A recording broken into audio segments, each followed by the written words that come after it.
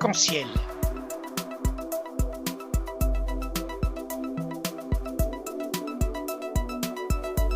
Avec Abdilatif.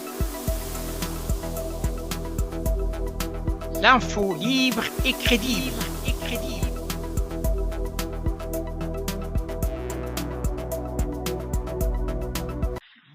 Bonjour à tous et bienvenue dans l'émission Arc-en-Ciel. Et comme ça a été annoncé, mesdames et messieurs, nous sommes heureux d'être en ligne avec Dr Sébastien Boussois. Bonjour. Bonjour. Bonjour et bienvenue dans l'émission Arc-en-Ciel. Heureux de vous retrouver au sein de cette émission. Et actualité oblige, et aussi actualité des différentes interventions de M. Boussois oblige aussi. Un homme qui s'intéresse de plus en plus sur ce dossier du Moyen-Orient et d'islam en France et notamment en Europe dans un cadre plus global. Et nous constatons qu'il y a un façonnage, j'ose dire, de paysages politico-religieux ici en Europe, même au Maghreb. Il y a un acteur principal qui s'appelle les Émirats Arabes Unis, à sa tête MBZ, mène un petit peu quelque part la danse. Que cela représente pour vous? Mais effectivement, vous avez raison. Je crois que le mot de façonnage est tout à fait adapté. En réalité, il faut revenir dans un contexte historique plus large. La question de l'islam, ou je dirais des islams, en Europe, en France, en Belgique ou ailleurs, est une épine extrêmement problématique dans le talon des politiques européens depuis maintenant, je dirais, trois décennies. Pourquoi? Parce que les différentes immigrations économiques qui sont arrivées en Europe, en France et en Belgique notamment, se sont retrouvées rapidement, je dirais, sur le carreau, se sont retrouvées à l'écart, économiquement et socialement, et dans un contexte local, c'est-à-dire global et local de géopolitique régionale, les politiques ont petit à petit vu et senti qu'il fallait organiser et orchestrer un islam qui puisse correspondre à ces catégories de population-là qui ont fait ce qu'on appelle un retour au religieux, un retour à la sacralité, un retour aux sources dans un contexte où ces personnes et ces populations étaient, je dirais, dans une forme de mal-être. Et là, c'est là que le bas blesse, c'est que depuis ces 30 dernières années, il n'y avait pas de véritable réponse satisfaisante de la part notamment du Maghreb pour fournir à ces catégories de population-là à la fois des imams et à la fois un enseignement religieux qui corresponde aux catégories de population que je viens de citer.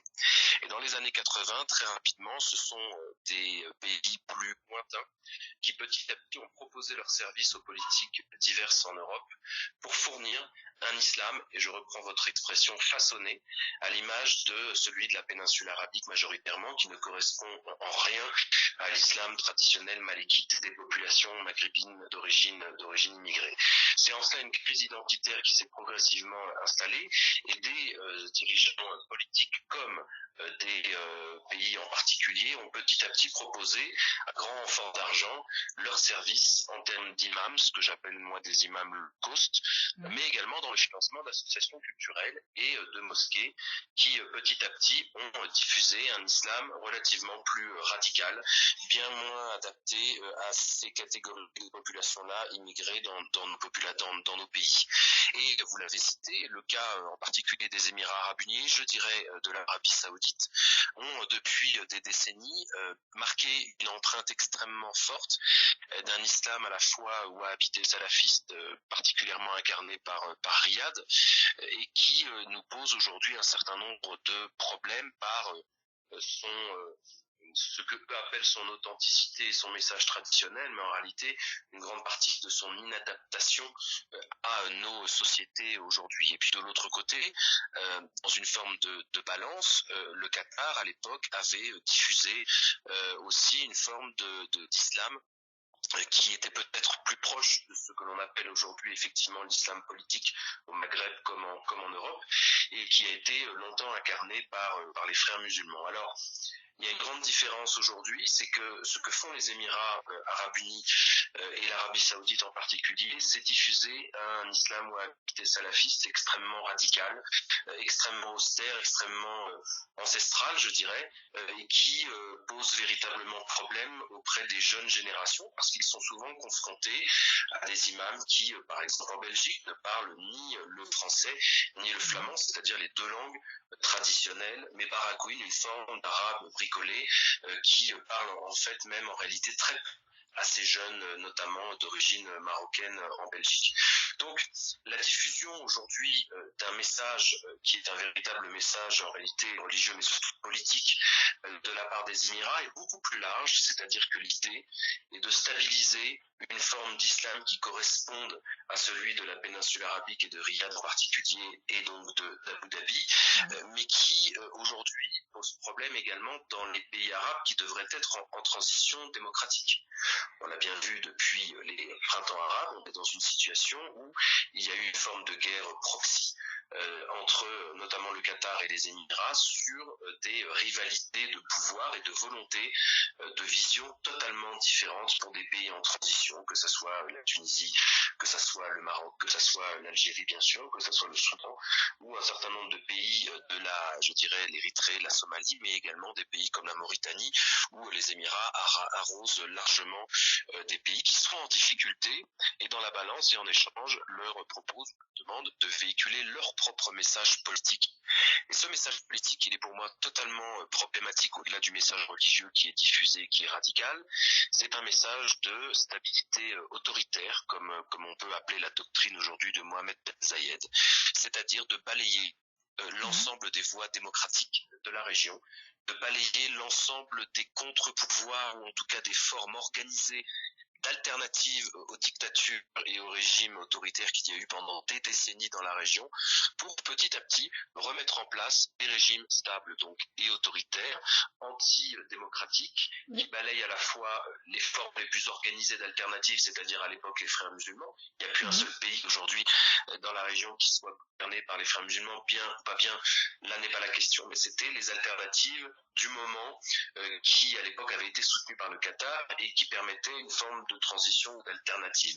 Aujourd'hui, toutes les voies démocratiques sont progressivement relativement balayées. Il y a une forme de résistance de la part de la rue ou de ce qu'on peut appeler les Irak, comme par exemple en Algérie, mais on voit clairement que voilà, en Algérie, par exemple, Tebboune est lié aux Émirats arabes unis aujourd'hui. On voit que Khalid Salah, à l'époque, l'ancien chef d'état-major prenait clairement ses instructions auprès des Émirats arabes unis. On voit la situation dramatique au Yémen depuis des années, mais également en Libye, qui est peut-être le symptôme le plus fort de ce que les Émirats essayent de faire, c'est-à-dire balayer toute forme de gouvernement reconnu par la législation internationale, c'est-à-dire balayer le régime de Sarraj, pour soutenir clairement celui du maréchal Haftar, que la France aussi soutient allègrement, et qui commet crimes de guerre, torture, et qui, au nom de la lutte contre le terrorisme... Il y a beaucoup d'éléments que vous avez évoqués.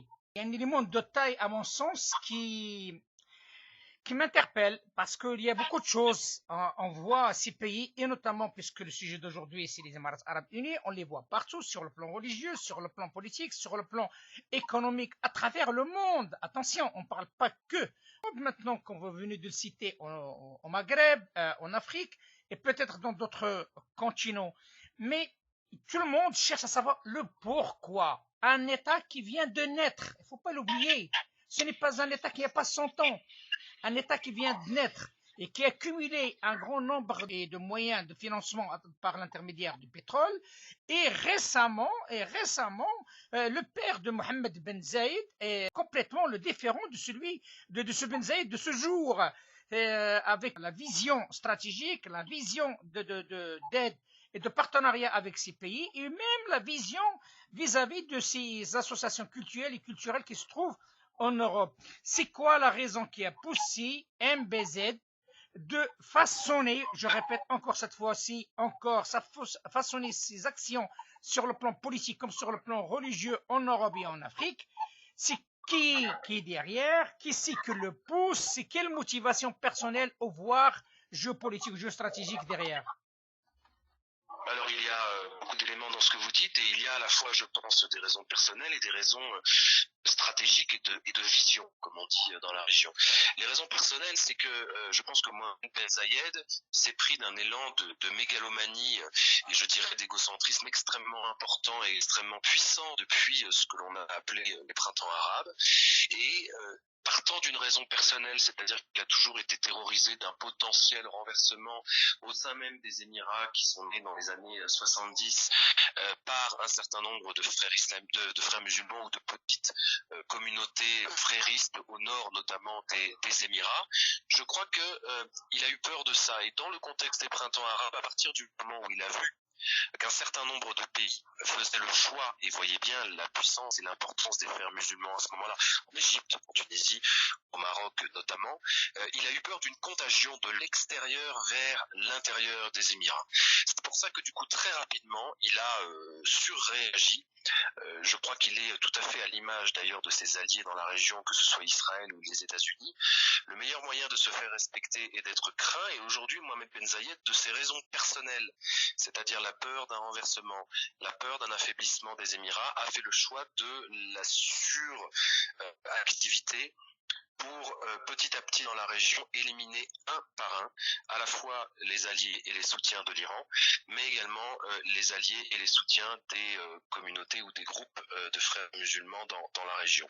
Et en fait, de cet élément interne, petit à petit, je pense qu'il a eu, grâce à un deuxième élément extrêmement important, c'est-à-dire l'élément externe, le soutien absolu de l'administration américaine et de Donald Trump depuis 2016 et depuis 2017, il a réussi petit à petit pour moi à prendre le flambeau de ce que l'on appelait le nouveau, le grand Moyen-Orient, dont rêvait George Bush à l'époque, c'est-à-dire une région qui soit redessinée, refaçonnée, mais qui soit stable. Et aujourd'hui, la démocratisation dans la région n'est pas un élément de stabilité pour Mohamed Ben Zayed, pour Donald Trump ou pour Mohamed Ben Salman. C'est pour ça que du coup, balayer tous les processus démocratiques pour remettre en place des régimes autoritaires est le meilleur moyen également de recréer des alliances durables entre les Émirats, l'Arabie Saoudite, Israël et les États-Unis notamment. Et je crois que cet élément, c'est-à-dire la manière dont Donald Trump a été, je dirais peut-être pas influencé, mais en tout cas pas loin par Mohamed Ben Zayed depuis 2016, c'est-à-dire même avant l'élection. Il faut quand même savoir, à travers un certain nombre de révélations, et pas uniquement les Dubai Papers, mais en tout cas on sait très bien par un certain nombre d'articles, notamment du New York Times, qu'il y avait des relations et des rencontres et des réunions secrètes entre, je dirais, l'équipe de campagne de Donald Trump, Jared Kushner probablement pas très loin,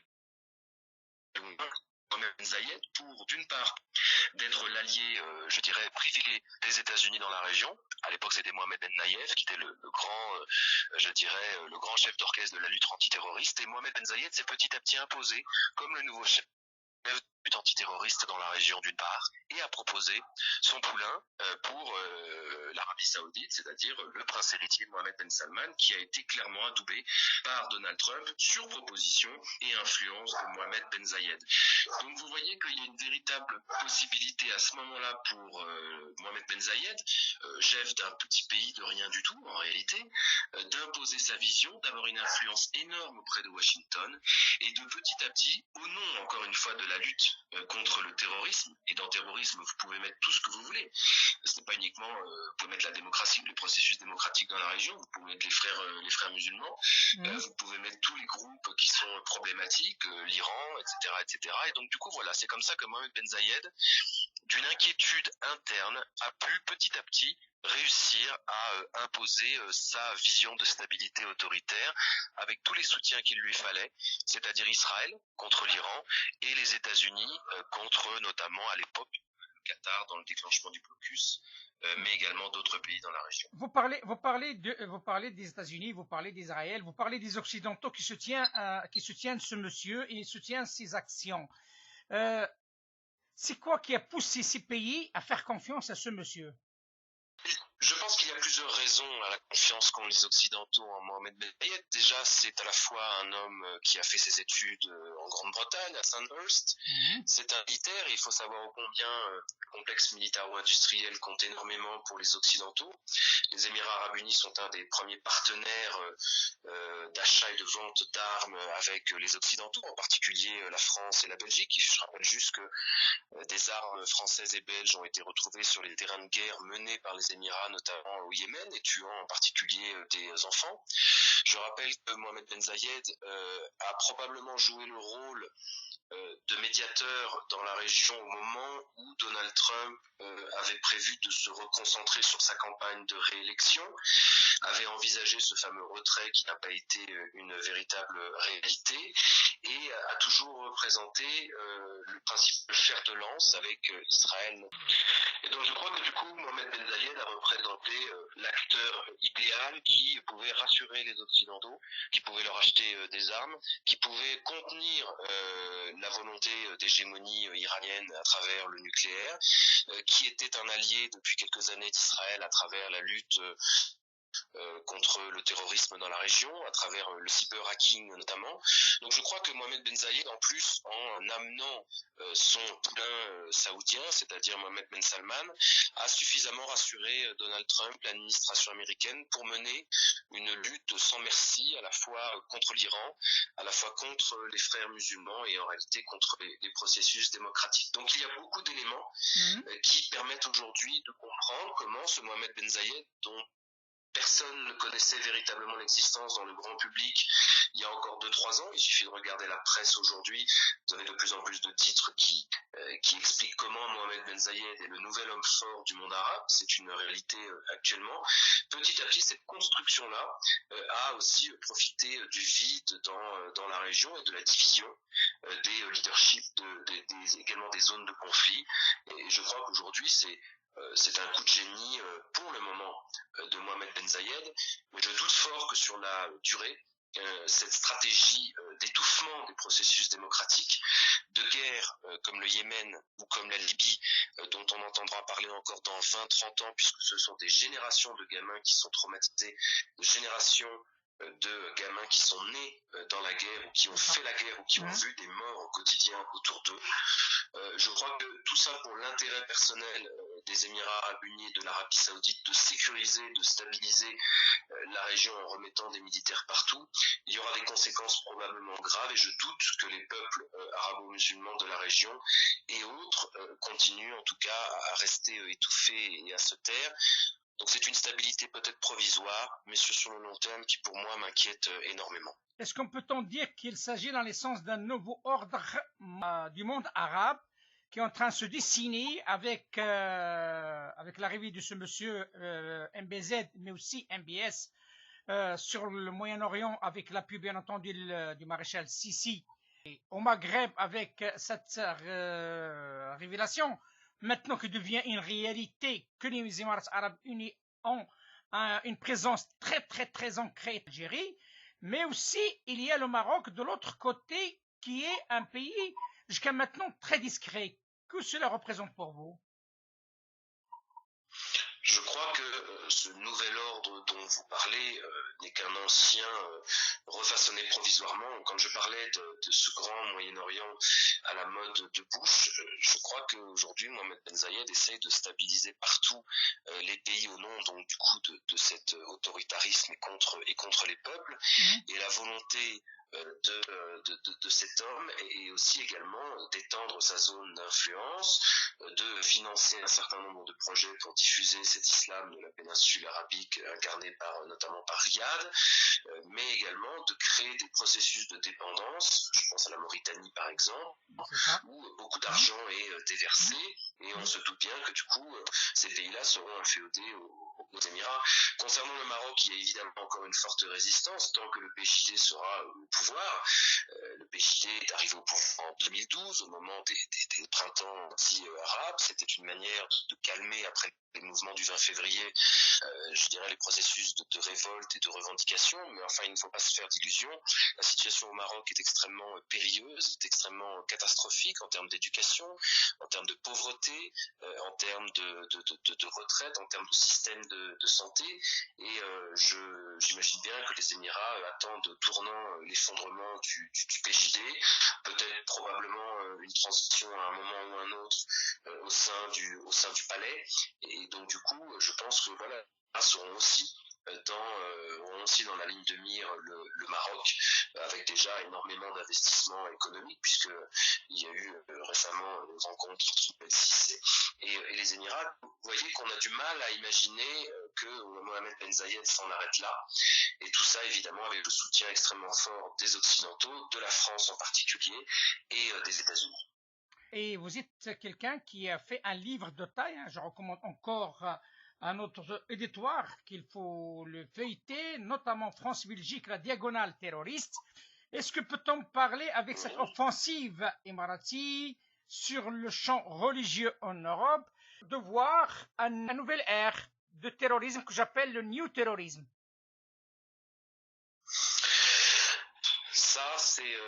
Ça, c'est une véritable question. Ce qui compte, c'est de savoir comment Daesh va se recycler, comment les djihadistes actuels vont se réapproprier d'autres terrains de djihad, mais l'idéologie restera la même.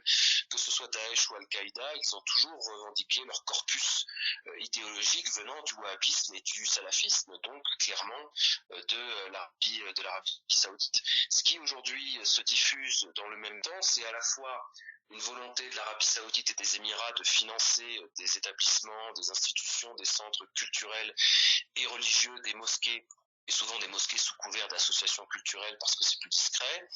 Je crois qu'il y a cette volonté de contenir et de cadenasser et indirectement de se battre contre la diffusion et le développement d'un certain nombre de mosquées fréristes qui seraient, selon certains, largement financées par le Qatar, ce qui pour moi n'a pas énormément de sens, tant dans la balance aujourd'hui que l'on voit en Belgique qu'on le voit en France. Le gros des mosquées aujourd'hui, petit à petit, sont ancrés dans une connexion avec l'Arabie saoudite et les Émirats. Alors la volonté des politiques aujourd'hui, c'est de définancer de l'extérieur ces établissements.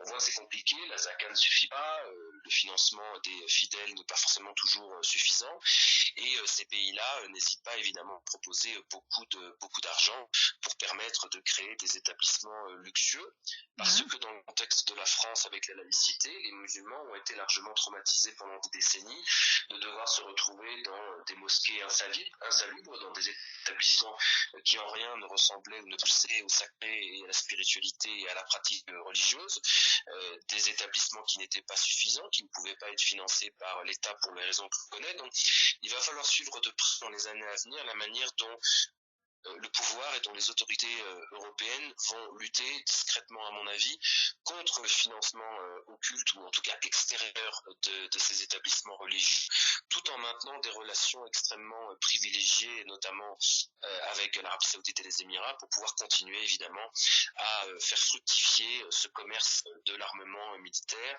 dont on ne peut manifestement pas se passer aujourd'hui. Je viens de finir un livre sur la question des Émirats. On voit ô combien c'est extrêmement sensible aujourd'hui de critiquer les Émirats arabes unis, et dès que l'on touche à la question évidemment de l'armement et du militaire qui compte énormément pour la France, on voit bien que la situation est extrêmement complexe pour tout le monde. Merci infiniment, docteur Sébastien Boussois, docteur en sciences politiques et chercheur en relations euro-arabes, mais aussi il est maître conférencier en relations internationales, consultant en stratégie politique et communication. Je vous dis à très bientôt. Merci Abdelatif, à bientôt, bonne journée. Merci à vous. Au revoir.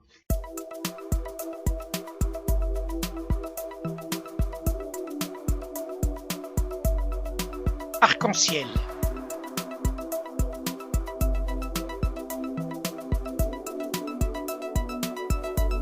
Avec Abdelatif.